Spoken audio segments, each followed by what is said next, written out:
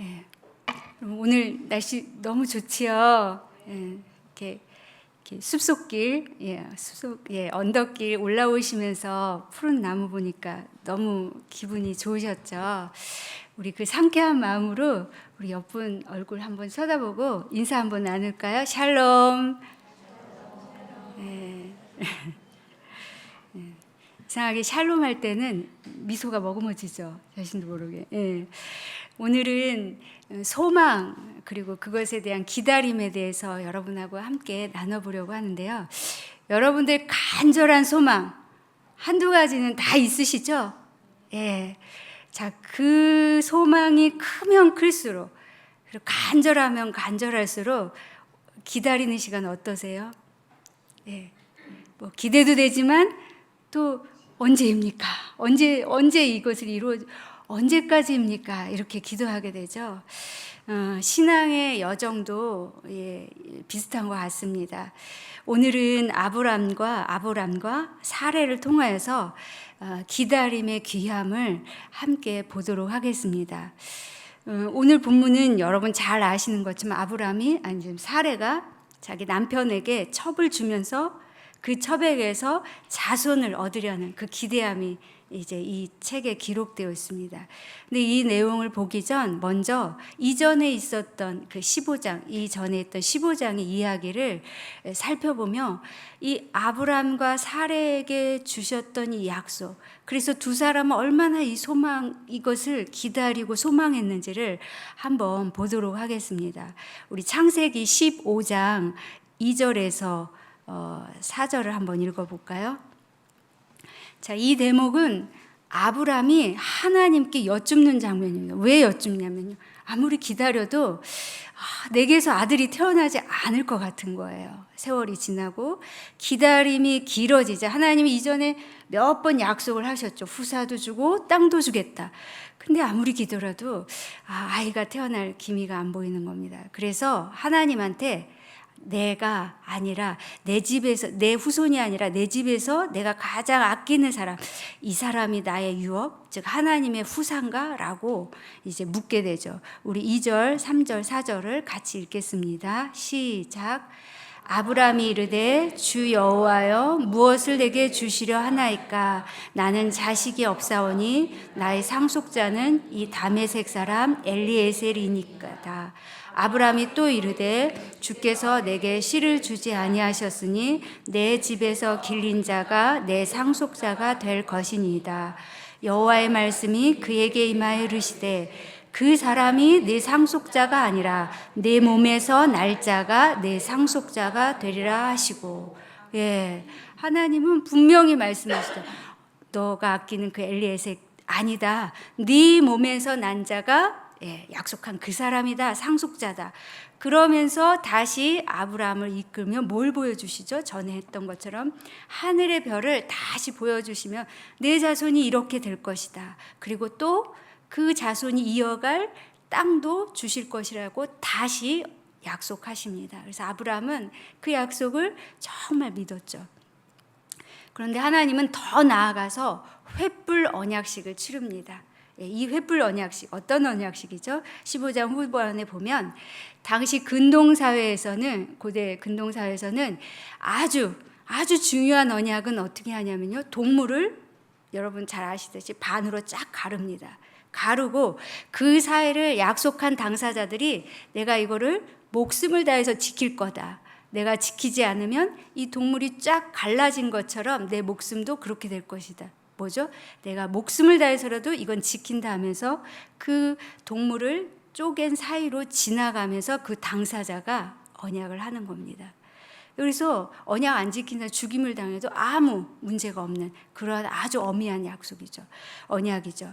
근데 하나님은 직접 아브라함에게 쪼갠 사이로 하나님이 직접 지나가시죠.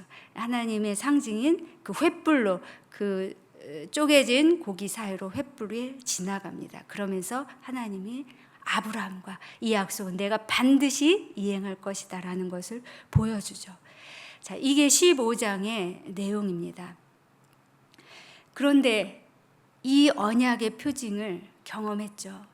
사례도 잘 알고 있죠.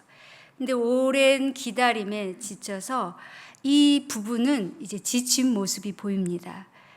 아브람과 사레는 10년이 지났습니다. 이 가나안 땅에 들어와서 산 지 10년이 지났죠. 아브람은 약 85세가 되었고요. 사레는 한 75세 정도가 되었습니다. 여러분 10년이 짧은 세월인가요? 하나님이 약속하시고 계속 지낸 시간이 그 먼 우르에서 하란을 거쳐 가나안까지 오는데 10년 동안 이제 가나안에 정착해서 10년 동안 그 약속 하나 붙잡았던 겁니다. 근데 10년이 긴 짧은 세월이 아니죠. 이 10년 동안 이 부부는 오매불망 누구를 기다렸겠습니까? 자손. 하나님이 주시겠다는 그 자손, 후손. 그런데 10년이 지나도 아이를 갖지 못하는 거죠. 특별히 고대 근동 사회에서는 부부 사이가 아이가 없다? 그러면 굉장한 고통입니다. 더군다나 여자에게는, 아내에게는 더더욱 큰 고통이죠. 말할 수 없는 슬픔이죠. 여러분 한나의 기도 생각나시죠? 한나가 아이를 달라고 기도할 때 그 얼마나 마치 동물이 울부짖는 것처럼, 그래서 옆에서 술 취한 줄 알았다고 이제 표현하잖아요. 그만큼 아이 없는 서로는 이 당시는 굉장히 큰 것을 우리가 짐작할 수 있죠. 그래서 사레는 어떻게 해서든지 이 아이를 정말 갖기를 원했을 것입니다. 그런데 10년이 지나고 보니 이제 나한테 틀렸구나. 그러면 하나님은 분명히 약속하셨는데 그러면 아브라함의 후손을 어떻게 하지? 아마 사레는 많은 생각을 했을 것입니다. 기도를 했을지는 잘 모르겠고요. 어쨌든 그러면서 결정한 게 그 당시 관습은 후사가 없으면 뭘 드리죠? 첩을 드리죠. 뭐 두 번째, 세 번째, 네 번째 아내, 뭐 드릴 수 있는 만큼 드리죠. 아내를 두 번째, 세 번째. 그래서 사라도 그 생각합니다. 그러면 나에게서 불가능하다면 다른 여인을 통해서, 나도 종이 있으니까 그 종을 통해서 아브라함에게서 자녀를 낳아야 되겠다. 사실 이 결정도 사라에게는 쉽지 않았을 것입니다. 왜냐하면 사라한테는 어떤 경험이 있죠? 이 이전에 오늘 그 아브라함에게 주기로 한 여종이 누구죠? 하갈이죠. 하갈은 어떤 여인이죠? 애굽 여인이죠. 애굽 여인이 이곳까지 오게 된 경위는 어떤 경위로 오게 됐죠? 창세기 12장에 보면 아브라함이 가나안에 기근이 들어서 애굽에 잠깐 내려간 적이 있죠. 그때 자신의 죽임을 그러니까 자신이 죽을까봐 자기 아내 사레를 뭐라고 속이죠? 누이라고 속입니다. 아니나 다를까 사레의 아름다움을 보고 바로가 아내로 데려가죠. 아브라함은 자기 아내를 바로에게 넘겨준 것입니다. 사레는 어쩌면 이 상처가 지금까지도 아마도 가슴 깊은 곳엔 아무리 아브라함이 그 뒤에 잘 해줘도 사레는 자신을 다른 남자에게 아내로 넘겨버린 이 아브라함에 대한 이 상처가 아마도 계속 있었을 것입니다. 거기다가 아이를 갖지 못한 상황. 그래서 결국은 사라가 생각한 자기 해결 방식으로 한 게 이 여종의 몸을 빌어서, 즉 이제는 반대로 남편에게 여자를 주는 거죠. 남편은 다른 여인을 이제 품게 되는 이런 아픔을 감내하면서까지 사라는 이 계획을 실행합니다. 자, 1, 2절에 보면 이 사라의 말이 잘 기록이 되었죠. 여러분 사레가 얼마나 자녀를 원했는지 이렇게 느낌이 오시죠. 그래서 사실은 사레에게도 아픔이었지만 누구에게도 사실 이게 기쁜 일이 아니었을까요? 아브라함도 기쁘지 않았을 거예요. 근데 사레의 제안에 동의합니다. 사레의 생각과 어느 정도 동의하면서 이제 아브라함도 이 하갈을 취하는 이러한 일이 벌어지죠. 자, 그런데 이제 하갈에서 아기를 낳으면 이제 사레는 그 아기를 품에 안을 수 있고 이제 아브라함의 씨, 어쨌든 아브라함의 씨가 이어지니까 사레는 그것이 하나님이 약속하신 씨라고 믿고 이제 담대하게 행하고 하갈은 들어가게 되죠. 자, 근데 하갈이 드디어 임신을 했습니다. 근데 상황은 어떻게 되죠? 사레에게는 더 큰 고통이 임하게 되죠. 하갈이 이제 사레를 업신여기기 시작합니다. 멸시하기 시작합니다. 그러면서 사레와 하갈은 하갈의 관계뿐만 아니라 누구와 누구 관계 더 벌어지죠? 아브람과 사레. 온 가족이 완전히 아픔 가운데 놓이게 됩니다. 자, 이런 상황에서 이제 사레는 5절에 우리 5절 한번 다시 읽어볼까요? 예. 5절 시작. 사레가 아브람에게 이르되 내가 받는 모욕은 당신이 받아야 옳도다. 내가 나의 여종을 당신의 품에 두었거늘 그가 자기의 임신함을 알고 나를 멸시하니 당신과 나 사이에 여호와께서 판단하시기를 원하노라. 예. 사레는 지금 모든 생각이 겹쳤겠죠. 예전에 아브람이 나를 누이라고 속이고 나를 바로왕에게 아내로 넘겼던 일, 그리고 자신이 아브람을 다른 여인에게 넘겼던 일, 그런데 그 여인이 자기를 멸시하는 일. 그런데 그럼에도 불구하고 그게 하나님의 약속을 내가 어떻게든 도우려고 했다는 생각도 심지어는 했을 것입니다. 그러면서 이 뒤죽박죽된 생각 속에서 사레는 아브람을 제일 누구에게 원망하겠습니다. 아브람을 원망하죠. 그리고 또 하나님이 당신과 나 사이에 판단하시기를 원하노라. 이 말 속에는 하나님한테도 서운한 마음이 담겨 있는 거예요. 자, 아브람, 하나님. 자, 사레는 이 온통 이 분노와 원망 가운데 이제 말했을 때 아브람은 회피합니다. 그 책임을 회피하죠. 당신 좋은 대로 하라고. 당신의 종이니까 종인 대로 하라고. 아브람의 자세도 옳지 않죠. 끝까지 책임을 회피합니다. 그리고 마침내 사레는 하갈을 학대하고 하갈은 아이를 뵌 채, 임신한 채 도망을 가게 됩니다. 완전히 이 가정이 완전히 깨지는 아픔 가운데 놓이게 됩니다. 기다리지 못할 때의 결과죠. 이 아픔은 사실 사레와 아브람이 믿음이 없어서가 아닙니다. 그들은 믿음이 있었습니다.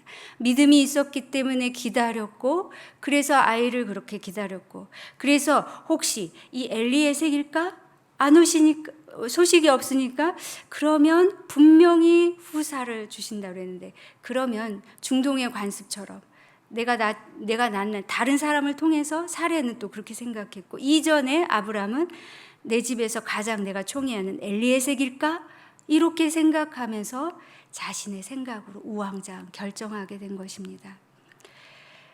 하나님은 그 뒤로 몇 년 후에 이삭을 주셨냐면요, 15년을 더 기다려야 했습니다. 사실 이스마엘이 태어나고 이스마엘이 자라는 가운데도 아브라함은 이스마엘이 그럼 후손인가라고 생각하면서 그 15년을 보냈겠죠. 그런데 15년이 지난 뒤 비로소 하나님은 이삭을 주셨습니다. 자, 10년, 15년, 25년을 기다린 거죠. 엘리에셀도 아니고 하갈을 통한 이스마엘도 아니었습니다. 이삭이었습니다. 하나님은 약속하신 것을 그분의 때에, 그분의 방법에 따라 반드시 이루시는 분이십니다. 그래서 사레와 아브람은 오래 기다렸지만, 그래서 슬프고 힘들고 어렵지만 뭐죠? 더 힘들죠. 더 기다려야 했습니다. 우리는 성경에서 기다릴 줄 알았던 한 사람을 한번 더 살펴보겠습니다. 그 누구냐면 다윗이죠. 자, 다윗은 이 기다림, 이 어려움, 이 슬픔, 이 고난, 이것이 언제 이루어지나 고민하고 갈등하며 시편 13편에서 이렇게 하나님께 울부짖습니다. 우리 시편 13편 1절에서 3절을 한번 볼까요? 시편 13편 1절에서 3절, 다 같이 읽겠습니다. 여호와여 어느 때까지니까 나를 영원히 잊으셨나이까? 주의 얼굴을 나에게서 어느 때까지 숨기시겠나이까? 나의 영혼이 번민하고 종일토록 마음에 근심하기를 어느 때까지 하오며 내 원수가 나를 치며 자랑하기를 어느 때까지 하오리까? 여호와 하나님이여 나를 생각하사 응답하시고 나의 눈을 밝히소서. 두렵건대 내가 사망의 잠을 잘까 하오며. 1, 2, 3절에서 특별히 1, 2절에서 다윗은 어느 때까지입니까? 잊으신 겁니까? 하나님 숨어 계신 겁니까? 언제까지 기다려야 합니까? 하나님께 근심하며 계속 묻습니다. 그리고 3절에서는 하나님 제발 나를 생각해 주셔서 응답해 주십시오. 말씀해 주십시오. 내 눈을 열어서 정말 주님이 원하신 주님을 보게 해 주십시오. 주님의 때, 주님의 방법을 보게 해 주십시오. 너무나 기다림에 지친 바울의 호소가 나옵니다. 그러면서 3절 후반절에 두렵건대 내가 사망의 잠을 잘까 하오며, 이것은 내가 죽는다는 의미가 아니라 하나님 응답하시고 나를 밝히시고 나에게 주시는 그 응답을 내가 혹시 놓쳐서 하나님과 단절되지 않게 해주십시오라는 간청이죠. 하나님, 내가 어느 때까지입니까? 기도하지만 하나님으로부터 멀어지지 않고 하나님 응답하시는 걸 들을 수 있도록 내가 죽지 않도록 하나님 이끌어 주십시오라는 기도를 하게 됩니다. 자, 그러면서 다윗은 계속 기도하다가 5절, 6절에 반전이 일어납니다. 우리 5절, 6절을 또 읽겠습니다. 나는 오직 주의 사랑을 의지하여 싸우니 나의 마음은 주의 구원을 기뻐하리이다. 내가 여호와를 찬송하리니 이는 주께서 내게 은덕을 베푸심이로다. 기도 즉시 환경이 바뀌었나요? 문제 해결이 되었나요? 아니에요. 환경도 바뀐 것이 아니고 하나님이 이렇게 해라, 이렇게 할 것이다 라고 목소리 응답을 주신 것도 아니고 말씀을 주신 것도 아닙니다. 그런데 5, 6절에서 오직 주의 사랑을 의지하였사오니, 의지하며 주의 구원을 기뻐하겠습니다. 주를 찬송하겠습니다. 주님이 베푸신 은혜가 있기 때문입니다. 주님이 계시기 때문에 언젠가 주님이 이루실 것을 믿기, 주님의 때에 주님의 방법 따라서 인도하실 것을 믿었기 때문입니다. 다윗은 기다림의 사람이었습니다. 여러분, 다윗은 실제 그렇게 살았죠. 다윗이 소년 시절에 기름 부음을 받았습니다. 약 10대 때 기름 부음을 받았어요. 그런데 왕이 될 때는 30이 훌쩍 넘어서 있어요. 그 기간에 다윗은 어떤 상황이었죠? 사울, 압살롬, 온갖 괴롭힘, 죽임의 위협 가운데 있었죠. 특별히 사울의 죽임 가운데 다윗은 도망치는 세월을 굉장히 많이 보냈습니다. 그런데 도망치는 과정에 사울을 죽일 기회가 있었을까요? 없었을까요? 여러 번 있었습니다. 그리고 옆에서 부하들도 다윗이요, 이때가 절호의 기회입니다. 당신이 왕위를 찾으면 어쩌면 이때일지도 모르고 그 얘기는 안 했지만 이때입니다 라고 다윗을 계속 설득했죠. 그러나 다윗은 그렇게 하지 않죠. 만약 다윗이 그런가? 하나님이 주신 이때가 절호의 기회인가? 그래, 하나님 나한테 기름 부으셨어. 그러면 이때다 라고 하나님께 구하지 않고 다른 사람의 말, 또 자신의 생각, 그 당시 왕을 찬탈했던 일반적인 자기 형제를 죽이든 아들을 죽이면서까지 왕위를 찬탈했던 그 고대 문화에 그거는 아무 이상이 없죠. 마치 사례가 첩을 자기 남편에게 준 것처럼 아무 이상, 아무 틀린 게 없는 그 당시에는. 그래서 그 방법을 사용할 수 있었을 것입니다. 그런데 사울은 그 방법을 사용하지 않죠. 그리고 충분히 죽일 수 있었던 상황에도 그렇게 하지 않습니다. 그는 하나님의 하시기를 기다렸던 사람입니다. 오늘 이 본문을 보면서 또 다윗의 시편을 보면서 우리의 모습을 돌아보길 소망합니다. 여러분들 아까 소망이 있으시다 그랬죠? 가끔 기도하실 때 그 소망이 간절할수록 여러분 다윗처럼 이런 고백하시지 않나요? 하나님, 어느 때까지입니까? 언제까지 기다려야 합니까? 너무 오랫동안 기다렸기 때문에 이제 이 방법이 아니겠구나 라고 여러분들 안에 낙심되고 또 힘드신 마음이 있으신 분들이 많으실 겁니다. 저도 그렇습니다. 이 생각 저 생각 너무나 복잡해지고 그러다가 어떻게 하나님 모르겠습니다. 오늘 이 말씀을 보면서 그러함에도 불구하고 기다리는 것이 필요한 것입니다. 하나님을 바라보는 것입니다. 내게 있는 그 무엇 또는 내게 없는 그 무엇 바라보면서 이 생각 저 생각 복잡한 생각을 내려놓고 하나님을 보고 기다리는 것입니다. 하나님도 우리를 기다려 주시기 때문입니다. 기다림은 또한 견뎌내는 것이기도 합니다. 견디다. 우리 이제 다른 말로 하면 인내라고 하죠. 수많은 견딤 속에서 뭘 배우죠, 우리는? 견디면서 누구를 의지하게 됩니까? 하나님을 의지하게 되고 그러면 주님을 의지하니까 주님이 하십시오 라는 주님의 일하심을 보게 됩니다. 오늘 이 본문을 보면서 하나님 우리에게 주신 말씀 또 우리가 기도할 때 하나님 응답이 없는 경우가 참 많죠. 어떻게 해야 됩니까? 하나님 말씀하시 않으실 때가 많아요. 그런데 그때마다 그러면 이렇게 해볼까? 물론 그것도 중요하죠. 그러나 오늘 본문 속에서 볼 때 좀 더 하나님 앞으로 나아가서 기다리는 시간을 갖길 소망합니다.